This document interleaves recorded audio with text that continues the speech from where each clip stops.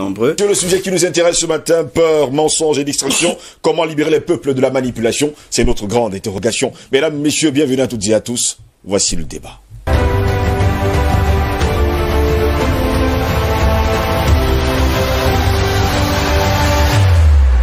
Peur, mensonge et distraction, comment libérer les peuples de la manipulation? C'est notre grande interrogation ce matin. Lorsque l'on cherche des techniques de manipulation sur Internet, on tombera forcément sur les 10 techniques de manipulation de masse dont l'auteur original reste un mystère. Certaines pistes proviendraient d'un document datant de 1979, retrouvé par un employé de Boeing dans un photocopieur acheté à une vente de surplus militaire à la base aérienne de McCord aux États-Unis d'Amérique. Ce document, armes silencieuses pour guerre tranquille, j'ai bien dit, armes silencieuses pour guerre tranquille, est décrit comme un manuel de programmation de la société et aurait été écrit par un groupe de réflexion. On peut considérer que ces stratégies sont sans doute appliquées dans les pays occidentaux depuis plus de 80 ans et sur le continent africain, eh bien depuis le début des années 60 et l'arrivée de la radio et de la télévision dans divers pays africains. Eh bien, parlons de cette technique de manipulation. La première, divertir le peuple. Tout est dans la définition du mot divertir. Il signifie autant amuser une personne que détourner son attention de ses préoccupations habituelles.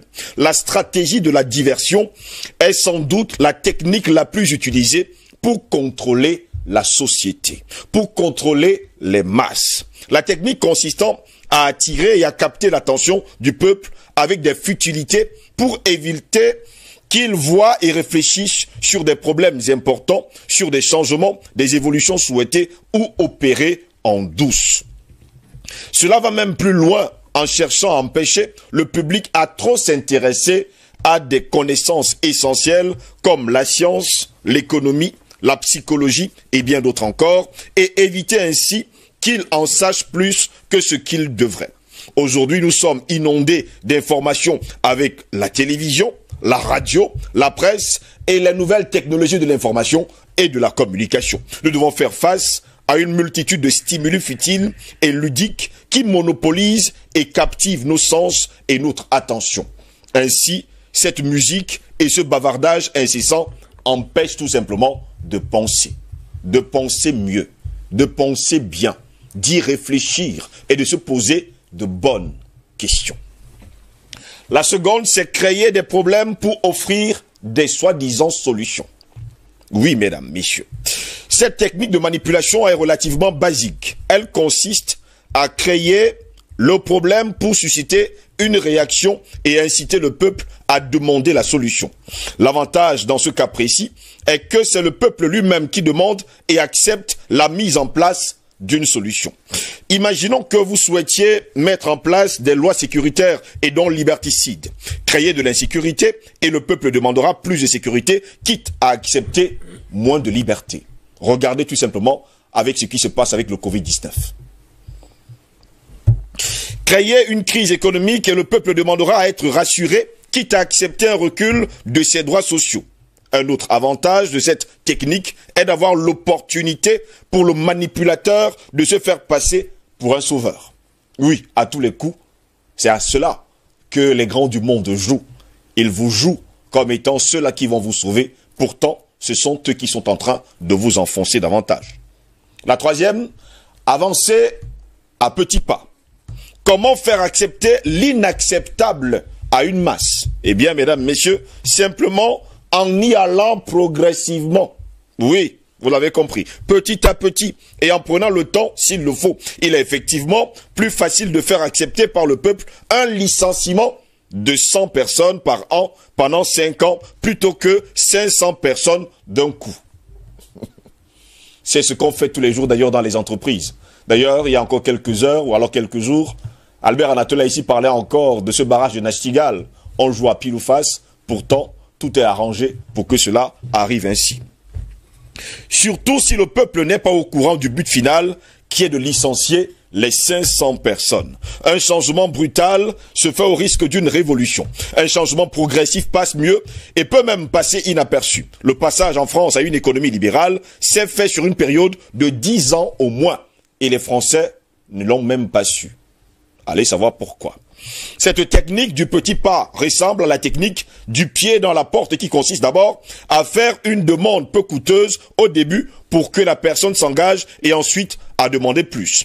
Un phénomène d'engagement secret et souvent la personne acceptera alors de donner plus. La technique de la porte au nez est une variante qui consiste à exagérer et demander d'abord beaucoup puis de se raviser pour faire une demande plus sérieuse et surtout abordable. La quatrième, c'est décider aujourd'hui et appliquer demain. On vous fait des promesses aujourd'hui, parfois des promesses qui ne seront pas tenues demain. Il est plus facile de faire accepter aujourd'hui une mesure impopulaire si l'application de celle-ci est prévue pour plus tard. En clair, le peuple accepte plus facilement un sacrifice futur qu'un sacrifice immédiat. En effet, le peuple ne peut s'empêcher de croire que demain sera meilleur et que d'ici là, la mesure ne sera sans doute pas appliquée. L'avantage, il faut le dire, de cette technique est qu'elle laisse du temps au peuple pour se faire à l'idée du sacrifice nécessaire et de l'accepter avec résignation le moment venu. Et la cinquième pour terminer, on vous fait parler comme des enfants. Oui, c'est ce qu'on fait. On vous fait parler comme à des enfants. Cette technique fait appel à la suggestibilité. Lorsque l'on parle à une personne adulte en utilisant un ton et un discours comme si elle était un enfant, alors la personne adulte peut inconsciemment, dans certains cas, se comporter et réagir comme un enfant. En fait, les politiques, les chefs d'État et toute la grande masse, il faut le dire comme ça, qui est à la tête des États, prend souvent l'initiative de parler à leur peuple comme s'ils parlaient à des enfants. En fait, c'est eux les pères et le peuple, c'est tout simplement les enfants. En effet, si l'on vous parle comme à un enfant, on vous suggère implicitement que vous en êtes un. Et un enfant n'a que peu d'esprit critique. On vous fait donc comprendre, sans le dire, que le sujet est trop compliqué pour vous, cas du Covid-19. Que vous ne pouvez pas comprendre. Que vous feriez mieux de faire confiance et laisser les grands décider pour vous. Beaucoup d'hommes politiques commencent leurs argumentaires par « laissez-moi vous expliquer ». C'est leur terme. Au point que quelquefois, on a l'impression d'être pris pour un débile mental. Par ailleurs, la publicité utilise énormément ce ton infantilisant et cherche ainsi à vous ôter tout sens critique. Lorsque vous regardez une publicité, eh bien, on vous parle comme à des enfants. Autre chose, jouer avec les émotions plutôt que la raison. Cette technique est classique. Faire appel aux émotions permet d'éviter l'intervention de la raison et donc de notre sens critique. Elle associe étroitement une idée, un produit à une émotion. Si la publicité d'un produit suggère que son achat entraîne la joie à la maison ou celle de vos enfants, inconsciemment, vous n'achetez pas un produit, mais une idée de la joie à la maison implantée dans votre cerveau.